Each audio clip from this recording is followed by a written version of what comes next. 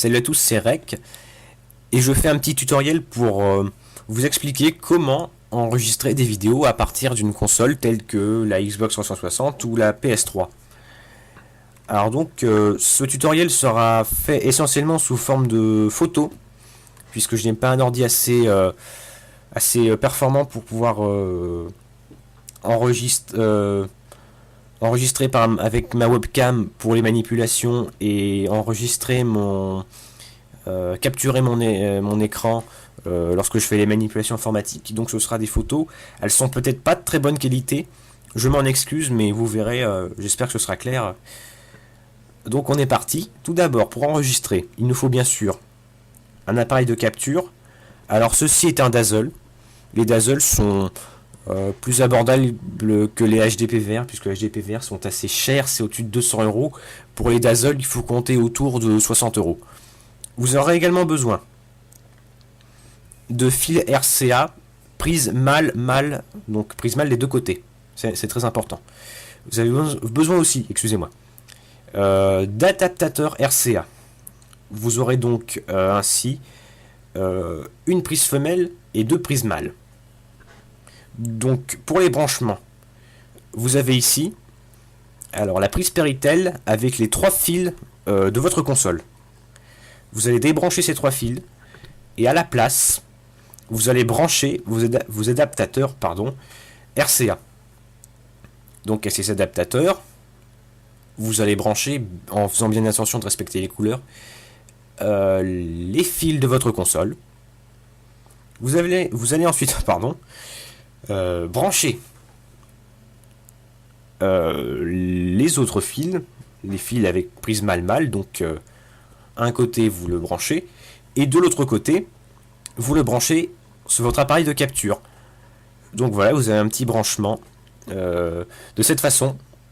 Vous branchez le tout à votre télévision, excusez-moi.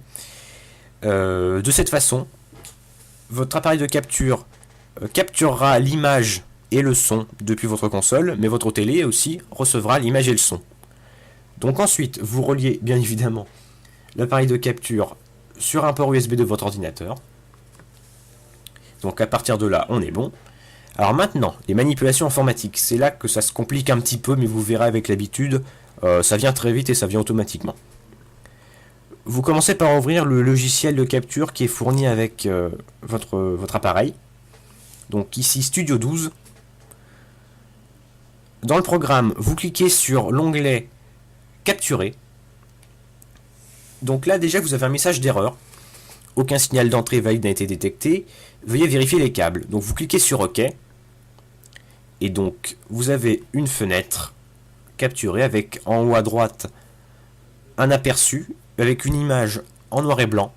C'est normal. Donc à partir de là, vous allez ouvrir un autre programme qu'on peut télécharger gratuitement. Très pratique, AMCAP, qui sera important par la suite. Donc vous avez là aussi un message d'erreur, This graph cannot preview. Donc vous cliquez sur OK. Vous allez dans le menu Options et vous sélectionnez Video Capture Filter. Donc vous avez une fenêtre maintenant de propriété comme celle-ci et vous aurez un réglage standard vidéo qui sera utile par la suite. Donc pour l'instant c'est NTSC-M. Donc l'image est toujours en noir et blanc. Donc vous revenez sur Studio 12. Vous pouvez dans les paramètres sélectionner les paramètres de capture avec notamment sélectionner bien pour la capture vidéo et la capture audio le Dazzle.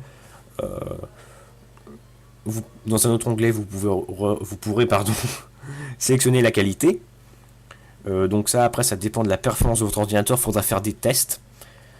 Donc c'est assez simple à trouver, donc c'est pour ça que je n'ai rien capturé là-dessus.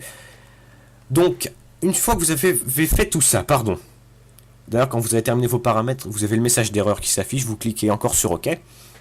Vous démarrez votre capture, vous donnez un nom à votre vidéo, vous recliquez sur démarrer la capture. Vous avez de nouveau le message d'erreur qui s'affiche. Vous cliquez une fois de plus sur OK. Donc le logiciel a déjà commencé à capturer. Donc vous avez une vidéo pour l'instant en noir et blanc. Et c'est là qu'AMCAP intervient. Vous revenez vers AMCAP avec la fenêtre de propriété. Et dans Standard vidéo, vous sélectionnez Secam B ou bien un des autres Secam qui est en bas. Donc les Secam, c'est vers le bas. Vous avez tout ce qui est NTSC. Vous avez aussi, je crois, PAL. Mais en tout cas, vous sélectionnez Secam. Que ce soit B, alors je crois que ça marche avec tous les Secam, sauf les deux derniers. Donc vous utilisez un des premiers. Et une fois que vous avez sélectionné ce Secam B, par exemple, votre vidéo, votre aperçu, est enfin en couleur. Et donc là, vous pouvez commencer à enregistrer votre vidéo normalement. Et puis bah, c'est parti pour un tour, quoi. Voilà, et puis après, vous arrêtez l'enregistrement, truc classique, vous faites votre montage. Donc si vous avez des petites précisions à me demander, des questions à me poser, vous pouvez m'envoyer un message privé sur YouTube. Je me ferai un plaisir de vous répondre, et de vous apporter les précisions nécessaires. Dans le cas où vous ne seriez pas inscrit sur YouTube, vous pouvez tout aussi bien m'envoyer un mail à l'adresse que vous trouverez, excusez-moi, je suis fatigué, dans la description de la vidéo. Alors attention, cette adresse-là, je n'y vais pas souvent, donc je ne vais pas souvent voir ma boîte de réception, quoique maintenant je vais vérifier de temps en temps. Donc voilà. Alors les petits inconvénients de cette technique, encore une dernière précision, c'est qu'on ne peut pas commenter directement. Si je crois qu'il y a une manip à faire. On peut faire des commentaires, mais je crois que j'ai pas un micro qui soit repéré par le programme, ça doit être ça. Donc au pire, vous me demandez des précisions. J'espère en tout cas que cette vidéo vous aura bien aidé. Donc je vous souhaite bon courage, bonne chance et à plus, peut-être.